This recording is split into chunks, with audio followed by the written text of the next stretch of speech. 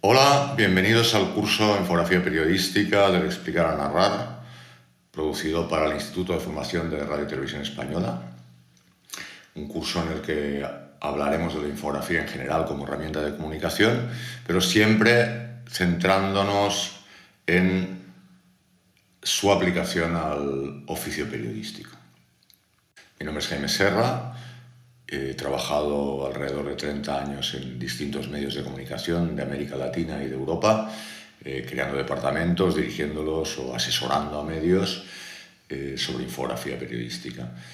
Casi siempre en papel, pero también tengo experiencia en soporte web y también algo en televisión. En el curso trataremos esencialmente conceptos de qué se trata la infografía, cuándo utilizarla, cómo desenvolverse dentro de un medio de comunicación, qué hace el infografista, cuáles son los temas más apropiados para ser tratados con la infografía.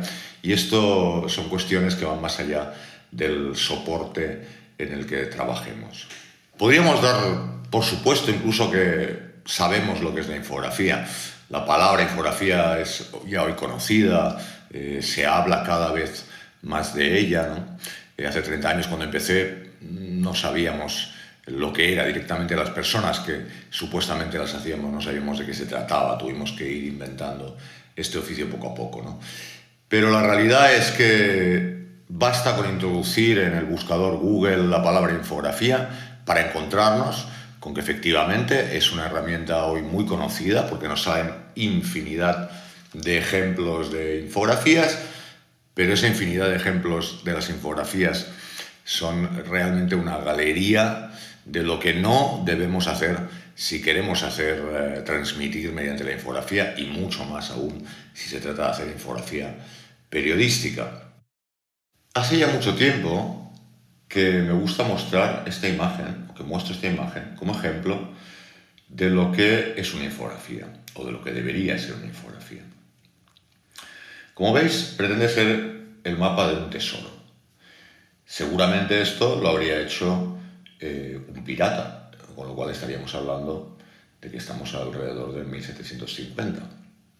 Por lo tanto, desde ya enfatizan que la infografía no es algo nuevo y que lo puede hacer una persona que no tiene que ser ningún profesional de la comunicación. De hecho, como probablemente la mayoría de piratas, pues a duras penas debía saber leer y escribir, ¿no? Y sin embargo podía hacer un mapa del tesoro que contiene una información muy precisa porque pretende hacernos encontrar algo que está escondido en un punto muy concreto del planeta. Es esencialmente visual, casi todos son imágenes, pero enfatiza o nos explica algunas cosas con palabras donde la imagen no llega a alcanzar. Por ejemplo, dónde está el este. Esto si no estuviera escrito no lo podríamos saber, ¿no? O que hay 136 pies desde un árbol a determinado lugar. No lo podríamos representar mediante dibujos, ¿no? También está escrito aquello que pretende facilitarnos, por ejemplo, las 36 piedras que explica aquí. Bueno, si bien están dibujadas 36, no hace falta que las contemos, ¿no? O esa roca, ¿no? Ya vemos que es una roca, pero lo que nos está diciendo es que es importante prestarle atención a esa roca. Todos son imágenes y todas las imágenes pretenden explicar algo concreto, algo importante. Lo que no es relevante, lo que no es necesario para la información que nos está explicando, no está incluido. Y lo que sí está incluido debe corresponder en la realidad tal cual como está aquí dibujado. Es decir, si hay dos esqueletos con la cabeza mirando hacia el este, tienen que ser dos, y tienen que tener los dos con la cabeza hacia el este. Si son 136 pies, tienen que ser 136, no 138 o 135, por la sencilla razón de que no encontraremos nunca el tesoro. Nos encontraremos cavando y buscando en cualquier parte y no lo encontraremos. Esto, si hacemos un símil a nuestra profesión, el periodismo, nuestro mayor tesoro es la información que queremos transmitirle a nuestros lectores o a nuestros espectadores, y conviene, por lo tanto, ser muy preciso con la información. Podríamos definir entonces la infografía como una herramienta de comunicación de alta precisión que utiliza dos lenguajes, la palabra y la imagen, de forma combinada e indisoluble, de tal manera que uno de los lenguajes no se entiende en ausencia del otro y que juntos son mucho más precisos que cualquiera de los dos por separado. Es muy importante destacar el aspecto de que son indisolubles, de que uno de los lenguajes no se entiende en ausencia del otro, porque hay recursos informativos, editoriales, en donde existe efectivamente una imagen y una palabra que trabajan en equipo, pero que se pueden entender perfectamente sin uno en ausencia del otro. Con la infografía no ocurre eso. Con una infografía podemos medir incluso la calidad de esa infografía, el nivel que le hemos llegado a extraer a sus capacidades, si eliminamos el texto y entendemos perfectamente todo, nos podríamos preguntar para qué sirve ese texto o esa palabra, ¿no? Y lo mismo en la forma inversa, si eliminamos la imagen y entendemos todo con la palabra, ¿para qué utilizaríamos las imágenes, ¿no? Aquí estáis viendo un ejemplo de un gráfico al que se le han eliminado las palabras y efectivamente no se entiende nada. Lo mismo ocurre cuando dejamos solamente las palabras en ausencia de la imagen, no podemos entender qué nos está explicando. Es cuando ambos lenguajes trabajan juntos que entendemos todo perfectamente y de una manera muy sencilla. Como os comentaba con el ejemplo que os he puesto del mapa del tesoro de un pirata, la infografía no es nada nuevo, es algo que ya tiene muchísimos años, ¿no?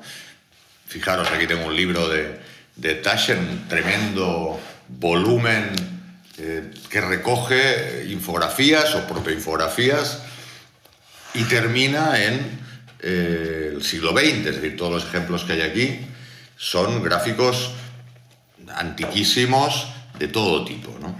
Es de hecho una herramienta muy común en el mundo de la ciencia.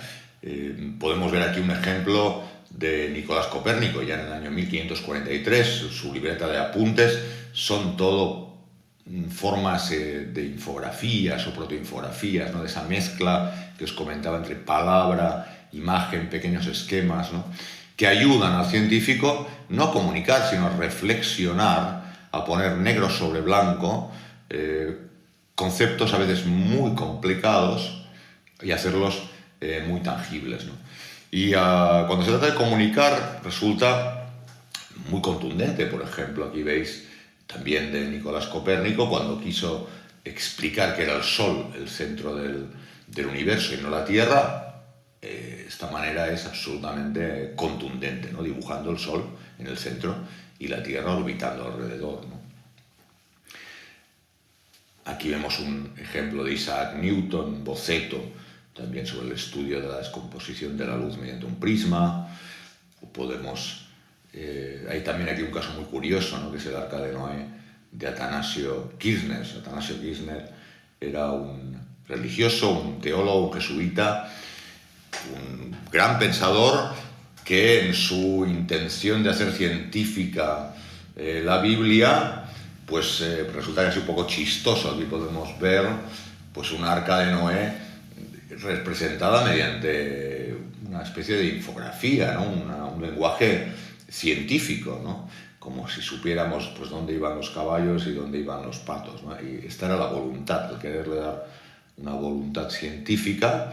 Atanasio Kirchner utilizaba este lenguaje científico, infográfico, ¿no? Un caso paradigmático del uso de la infografía es estas gráficas que estáis viendo, realizadas por Florence Nightingale. Florence Nightingale es la creadora de la profesión de la enfermería. De hecho, se celebra el Día Mundial de la Enfermería el día que nació Florence Nightingale. Y estos gráficos los realizó durante la Guerra de Crimea, donde fue destinada como enfermera para estudiar de qué morían los soldados que eran enviados al hospital de campaña.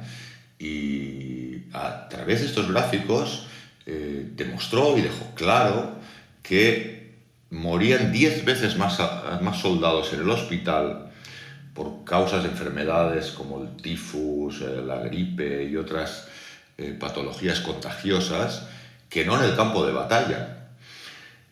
Insisto, Florence Nightingale hacía estos trabajos primero para explorar la información, para encontrarla, y posteriormente le sirvió en este caso, para demostrar sus teorías y aplicar importantes cambios en el mundo de la medicina y de la enfermería. Otro caso famosísimo en el mundo de la infografía es este que estáis viendo aquí, es la campaña francesa en Rusia, donde con un lenguaje que todavía hoy se usa muy moderno podemos ver, mediante el grosor de la línea, el enorme contingente de tropas francesas que parten hacia Moscú, que son cerca de más de 400.000 soldados. Vemos como sobre una cartografía muy sintética esta línea se va estrechando, a veces se va abriendo en otras líneas que son de sectores, hasta que llega a Moscú pues un reducido número de soldados, apenas 100.000, y en consecuencia la línea es 4 veces más pequeña que la que surgió de Francia. Y luego ya en negro vemos la misma línea que va trazando un camino de regreso hasta Francia muy finita, en la que nos representa 10.000 soldados, ¿no? Resulta curioso también ver cómo de esos 22.000 que al principio desertan, hay 6.000 que regresan y se incorporan a esa línea, ¿no? Abajo hay un gráfico que conoceríamos como de fiebres, que nos está explicando las temperaturas, cómo oscilaban las temperaturas a medida que las tropas se acercaban a Moscú. Y de hecho las temperaturas fueron el principal motivo de muerte de estos soldados. Y también en periodismo, tampoco en periodismo es nuevo el uso de la infografía.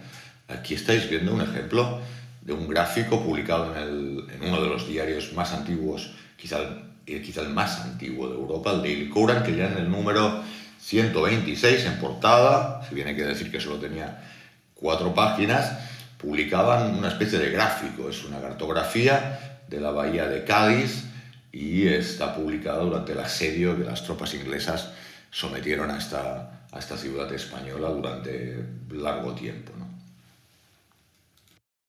Si la infografía no es nueva, ¿por qué tenemos esta idea general de que es una cosa moderna, de que es una forma de contar moderna? Porque lo que sí es nuevo, efectivamente, es la profesión. La palabra infografía es algo nuevo, el oficio de infografista es algo nuevo. Los ejemplos que hemos estado viendo antes eran de personas que se dedicaban a la medicina, a la ingeniería, al pensamiento científico, incluso a la teología. No eran comunicadores, no eran de profesión infografistas. Esto es lo que es nuevo, y diríamos que hay una época reciente que se enmarcaría alrededor del principio de los años 80, en el que aparece esta profesión. Podríamos decir, aunque habían ejemplos anteriores, como es el caso de Nigel Holmes en la revista Time Magazine, muy conocida en el mundo de la infografía, pero se podría decir que es el diario USA Today que con su aparición marca un antes y un después de la infografía, ¿no? El diario USA Today aparece el 15 de septiembre de 1982 con unas claras señas de identidad que le diferencian de sus competidores. Pues se podrían resumir en un uso del full color en todas las páginas. Esto hoy en día puede parecer una cosa decimonónica, muy antigua, pero no hay que olvidarse que el New York Times, por poner un ejemplo, no incluye color en su portada hasta entrado este siglo, hasta pasado el año 2000, ¿no? El USA Today, casi 20 años antes, ya hacía todo el diario a todo color. Otra característica de este diario eran los titulares más grandes, el cuerpo tipográfico en general más grande, los textos más cortos, las fotografías más grandes y el uso generalizado de la infografía. Por todas estas características, al diario USA Today se le conocía en sus inicios como el McPaper, haciendo un símil con el McDonald's, ¿no? Si el McDonald's sería la comida basura, el McPaper sería el periodismo basura. Bueno, ya hemos visto con el pasar de los años quién tenía razón, ¿no?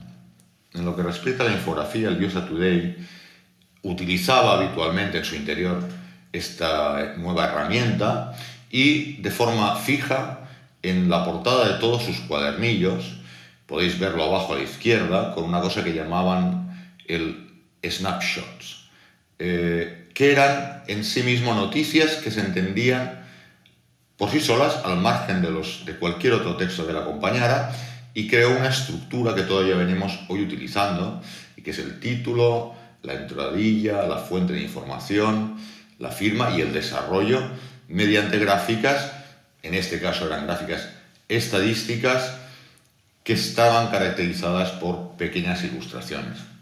Con mayor o peor fortuna, las ha venido realizando este diario desde entonces hasta el día de hoy. Hoy en día ya no utilizaríamos estos modelos porque se prestan a errores, ¿no? Al hacer una piscina de goma que nos represente un pie, bueno, pues tiene serios problemas, ¿no?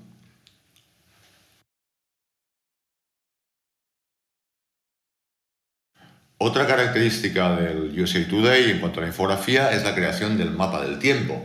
El mapa del tiempo, que parece casi una cosa que existió siempre en los diarios, bueno, pues no es así. Fue este diario el que introdujo una página del tiempo claramente infográfica, con un gran mapa de Estados Unidos, con un código de colores para las temperaturas, y luego siempre introducían también un pequeño gráfico que explicaba algún fenómeno meteorológico que aquel día se producía en un país tan grande como es Estados Unidos. Con estos gráficos, después de unos años, el diario USA Today publicó el The Weather Book, un libro que se ha vendido muchísimo y que es totalmente la explicación de los fenómenos meteorológicos mediante la infografía.